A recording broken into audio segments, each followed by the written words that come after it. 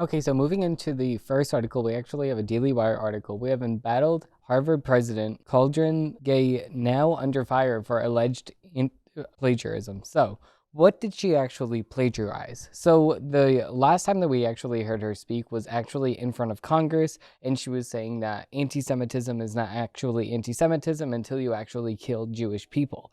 Now, that's the last time we actually heard from her.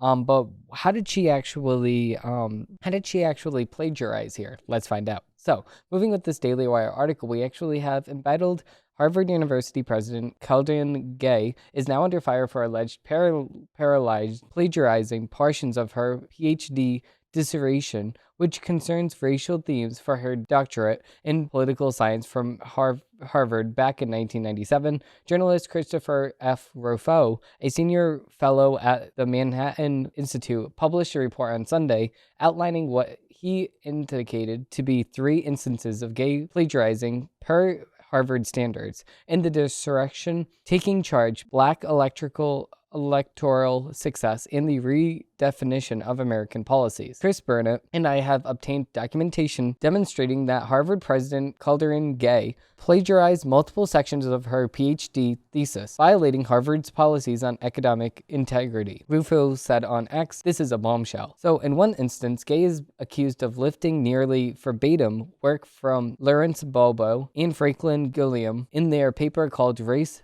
Political Participation in Black Empowerment. Rufo then cites Harvard's own policy on paraphrasing, and plagiarism to underscore his point. Quote, "When you paraphrase, your task is to distill the source's ideas in your own words," the guidelines state. It's not enough to change a few words here and there and leave the rest. Instead, you must completely restate the ideas in your passage in your own words. If your own language is too close to the original, then you are plagiarizing, even if you provide a citation. This is exactly what Harvard says itself, so the dean of Harvard should, be on the same exact page as that citation notice or the actual rule that Harvard has at play here. So Gay is further accused of lifting material from legal scholar Carol Swine without giving a citation. Rufo again cites Harvard's guidelines, which state that students must give credit to the author of a source material, either by placing the source material in quotation marks and providing a clear citation,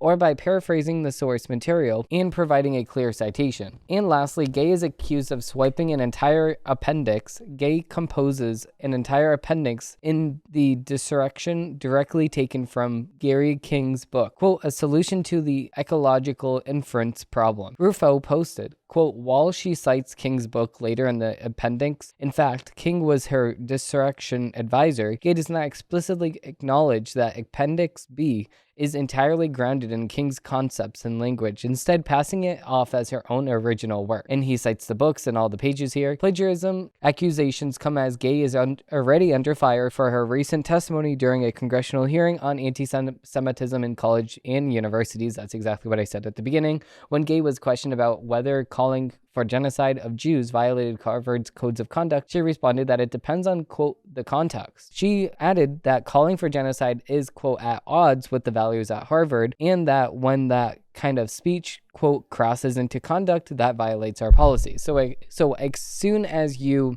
actually do the action of genocide, then that's a bridge too far for Harvard. But if you're actually calling for the genocide, or if you're actually repeating Nazi talking points, then that's okay with Harvard. But as long as you're not actually, killing anybody, that's a-okay for Harvard.